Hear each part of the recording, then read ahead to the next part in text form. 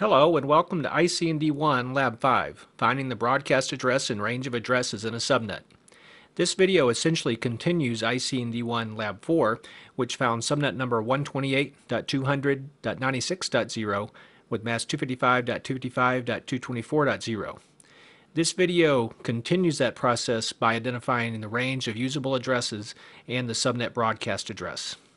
For those of you using the Cisco Press exam certification guides, this video is probably best used in conjunction with your reading of Chapter 12 in the ICND1 book.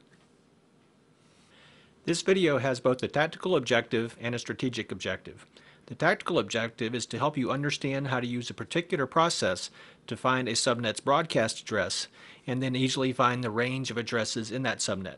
Strategically, this video is here to help you learn how to subnet both quickly and with confidence so you can do well on the CCNA exams. Also note that this lab is dependent on the previous lab, ICND1 Lab 4, so if you've not watched that video, you might want to go ahead and watch it now. Next, for context, I need to give you a little bit of background about the specific process that's described in this video. The Cisco Press CCNA exam certification guides describe several processes with which to find the answers shown in this video, the subnet broadcast address and the subnet's range of valid addresses. Now this video focuses on a single one of those processes, namely the process that's used when the subnet mask is a difficult mask and you don't want to use any binary math. Now a difficult mask simply means that the mask has one octet that's neither a 255 nor a 0, which makes the answers a little bit less intuitive. For those of you using the Cisco Press exam certification guides, note that the books oftentimes refer to this particular process as process RP-6C. Next, before seeing the process, let's take a look at this idea of a subnet broadcast address. A subnet broadcast address is one single address in each subnet. When used as a destination address in a packet, causes that packet to be broadcast to all hosts in that subnet. Now, because it's used for broadcasting, it cannot be used or assigned to a host to be used as a unicast IP address. So it helps to see an example. For instance here, PC2 is going to send an IP packet to address 128.200.127.255, which is the subnet broadcast address of the subnet on the left. So let's take a look at what happens. First of all, PC2 sends its packet, and as usual, PC2 says, alright, this packet is destined to an address in a different subnet. Let me send the packet to my default gateway, in this case R2. R2 makes a simple routing decision and says, oh, the subnet that this address is in is on the left, let me send this packet over to R1. Now R1, when it gets the packet, thinks, this address is actually a subnet broadcast address on the subnet connected to my LAN interface. So when R1 forwards the packet, R1 encapsulates the packet in an Ethernet frame, and R1 sends this frame with the destination address of the Ethernet LAN broadcast address. As a result, the switches in the LAN flood the LAN broadcast, so all the hosts in the LAN get a copy of the frame. In this case, that means both PC1 and PC3 get a copy of the one frame sent by R1. Next, just to be clear, let me define what I mean by range of usable IP addresses. First of all, the subnet number itself cannot be assigned to a host to be used as its unicast IP address. And as we just saw, the subnet broadcast address cannot be assigned to a host either. However, all the numbers in between the subnet number, which is the smallest number, and the subnet broadcast address, which is the largest number, all the numbers in between there can be used. For instance, this video shows an instance with a subnet number of 128.200.96.0 with a mask of 255.255.224.0. Now it turns out the subnet broadcast address in this case then will be 128.200.127.255. So the first assignable address is simply one bigger than the subnet number, as you see here, and the last assignable address is simply one less than the subnet broadcast address, as you see here as well. For easy reference, the screen now shows a copy of the text of the process that will be demonstrated in this video.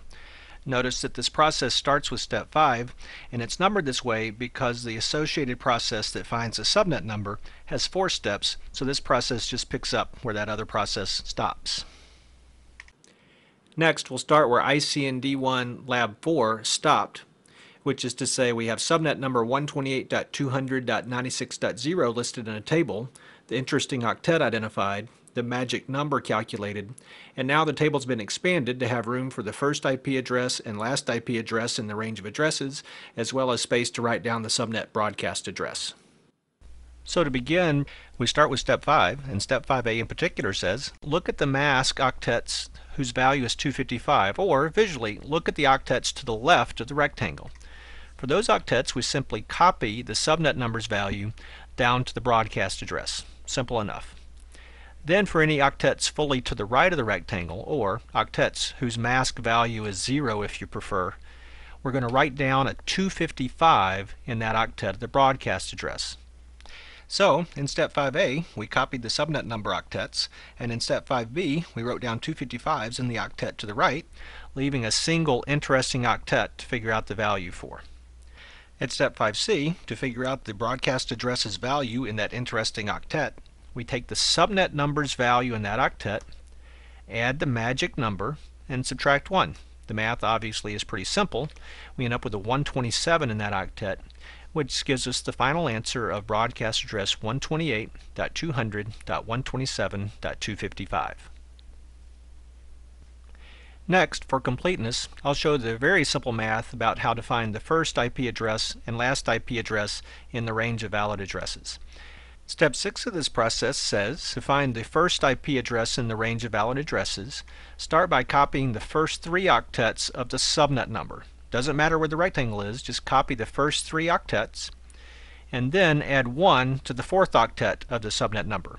So as you see here, you take 0 plus 1, of course, is 1, giving us a first valid IP address of 128.200.96.1.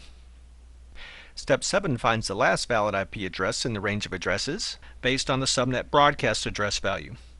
For step 7, similar to step 6, we copy 3 octets, but in this case we copy the first 3 octets from the subnet broadcast address.